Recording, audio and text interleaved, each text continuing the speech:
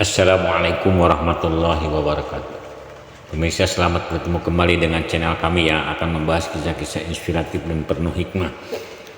Hari ini kita akan membahas 3 cerita. Cerita yang pertama adalah karomah para wali. Yusuf bin Al-Hasan bercerita kepada kami, hari itu orang-orang sedang membicarakan tentang kelebihan-kelebihan dan karomah para wali di majelis Junun. Mereka menyebutkan bahwa suatu hari Ibrahim bin Adam berada di sebuah gunung bersama para sahabatnya. Lalu ada salah satu dari mereka berkata, "Fulan menuangkan air di lenteranya, lalu lentera itu menyala dan semalam penuh lentera itu tidak padam." Lalu Ibrahim bin Adam berkata, "Seandainya seorang yang sodik atau jujur berkata kepada gunung, 'Lenyaplah,' niscaya gunung itu akan lenyap." Ibrahim mengatakan hal itu sambil menghentakkan kakinya ke tanah. Tiba-tiba saja gunung di mana mereka berdiri bergetar hingga membuat mereka ketakutan. Kemudian Ibrahim bin Adam menghentakkan kakinya lagi ke tanah dan berkata, "Tenanglah wahai gunung, saya melakukan ini hanya untuk memberi contoh kepada kawan-kawanku." Seketika itu juga gunung tersebut lantas diam dan tidak bergetar lagi. Lalu Junun berkata, "Seandainya seorang hamba berkata kepada kebun itu, 'Beri kami makan buah kurma rutob,' sambil memukulkan tangannya ke pagar kebun itu, niscaya Allah akan memberikan mereka makan. Tiba-tiba saja buah kurma rutab berjatuhan, lalu kami memengutinya dan memakan sebagian." Sementara Junun nampak sedih, kemudian berucap, "Ya Allah, saya berlindung kepadamu dan jangan putuskan hubunganku denganmu." Kisah kedua antara Khadi dan Khalifah. Diceritakan dari Sholih bin Kasan bahwa Khalifah Al-Walid bin Yazid mengangkat Sa'ad bin Ibrahim sebagai Qadi di Madinah. Pada satu kesempatan Khalifah Al-Walid bin Yazid berniat untuk pergi menunaikan ibadah haji.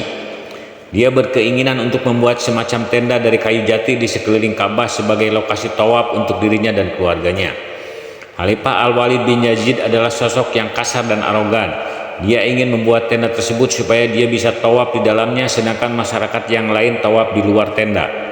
Lantas dia mengirim perlengkapan tenda dari Syam ke Madinah. Dia menunjuk salah satu panglima dari Syam untuk membawa perlengkapan tenda tersebut bersama 1.000 pasukan berkuda.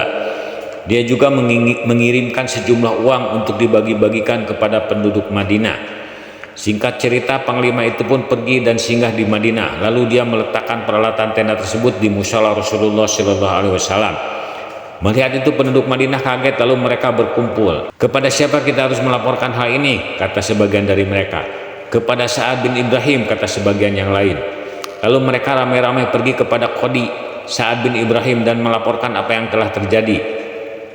Mendapat laporan tersebut, maka Qadi Sa'ad bin Ibrahim menyuruh agar membakar tenda tersebut. "Kami tidak sanggup melakukannya, tenda itu dikawal oleh seorang panglima bersama 1.000 pasukan kavaleri dari Syam," jawab mereka. Lalu Qadi Sa'ad bin Ibrahim memanggil salah satu pembantunya dan menyuruhnya untuk mengambilkan sebuah tas yang berisi baju jirah yang pernah digunakan oleh Abdurrahman ketika perang Badar. Qadi Sa'ad pun memakai baju jirah. Setelah itu dia meminta disiapkan tunggangan untuknya, lalu dia menaikinya dan bergerak menuju lokasi tenda tersebut. Waktu itu orang Quraisy dan Ansor pun ikut pergi bersamanya. Sesampai di lokasi, Sa'ad bin Ibrahim berkata, "Ambilkan saya api." Lalu dia pun membakar tenda yang ada. Melihat hal itu, sontak si panglima marah. Sebagian orang berkata kepada panglima, "Orang yang melakukannya adalah Sa'ad bin Ibrahim, Qadi Amirul Mukminin. Dia datang bersama massa yang berjumlah cukup banyak. Engkau tidak bisa berbuat apa-apa." Kemudian si panglima kembali pulang ke Syam. Sementara itu penduduk Madinah merasa puas. Mereka mengambil besi-besi tenda yang masih tersisa. Ketika mendapat laporan tentang kejadian tersebut, lantas Khalifah Al-Walid bin Yazid menulis surat untuk Qadi Sa'ad. "Saya memanggilmu untuk menghadapku di Syam. Untuk itu tunjuk seseorang sebagai pelaksana sementara tugas Qadi di Madinah." Lantas Qadi Sa'ad bin Ibrahim menunjuk seseorang sebagai pelaksana tugas sementara selama dirinya pergi ke Syam. Setelah itu sampai di Syam, Qadi Sa'ad menunggu dipanggil oleh Amirul Mukminin. Akan tetapi setelah beberapa bulan menunggu, Al-Walid bin Yazid tidak kunjung memanggilnya hingga bekal yang dia bawa sampai habis dan dia lelah menunggu. Pada suatu sore ketika sedang di masjid, Qadi Sa'ad melihat seorang pemuda memakai jubah warna kuning sedang mabuk. "Siapa orang itu?" tanyanya. Dia itu paman Amirul Mukminin, dia itu sedang mabuk dan berputar-putar di masjid, jawab orang-orang. Tangkap dan bawa ke sini orang itu, kata Qadi Sa'ad. Lantas orang itu ditangkap dan dibawa ke hadapan Qadi Sa'ad bin Ibrahim dalam kondisi masih mabuk. Lalu Qadi Sa'ad mencambuknya sebanyak 80 kali. Setelah selesai, lantas Qadi Sa'ad menaiki bigal tunggangannya dan kembali pulang ke Madinah. Sementara itu pemuda tersebut kemudian diantar pulang menemui Al-Walid bin Yazid dalam keadaan habis dicambuk. Siapa yang telah melakukan hal ini terhadapnya, tanya Al-Walid. Seseorang dari Madinah yang ada di masjid, jawab orang-orang. Bawa orang itu menghadap kepada saya, kata Al-Walid memberikan perintah. Lantas petugas mengejar Qadi Sa'ad dan dapat menyusulnya pada jarak 1 marhalah. Lalu Qadi Sa'ad kembali dan pergi menemui Al-Walid. Wahai Abu Ishaq, apa yang telah engkau lakukan terhadap keponakanku ini, kata Al-Walid kepada Qadi Sa'ad.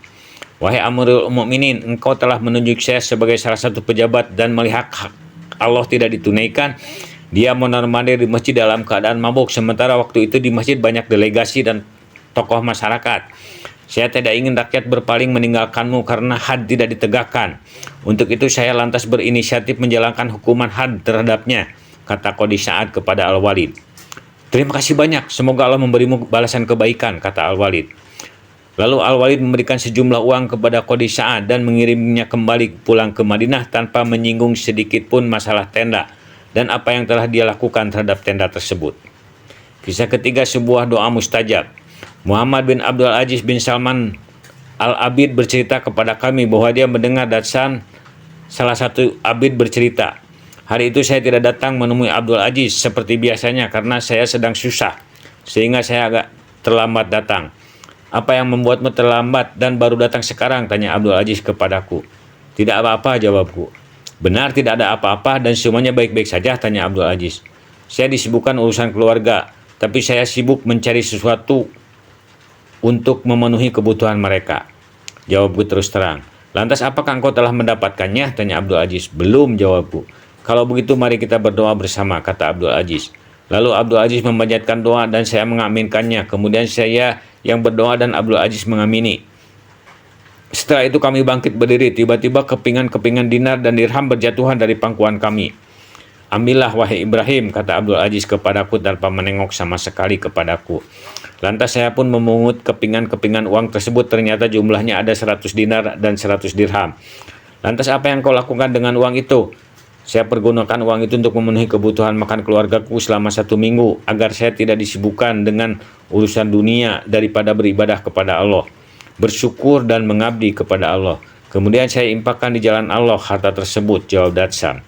Muhammad bin Abdul Aziz berkata, demi Allah, sungguh memang layak jika orang-orang seperti itu diberi rezeki tanpa perhitungan. Demikian hadirin yang dimuliakan Subhanahu wa Ta'ala, kisah-kisah mengenai orang-orang yang dimuliakan oleh Allah Subhanahu wa Ta'ala. Jangan lupa like and subscribe. Wassalamualaikum warahmatullahi wabarakatuh.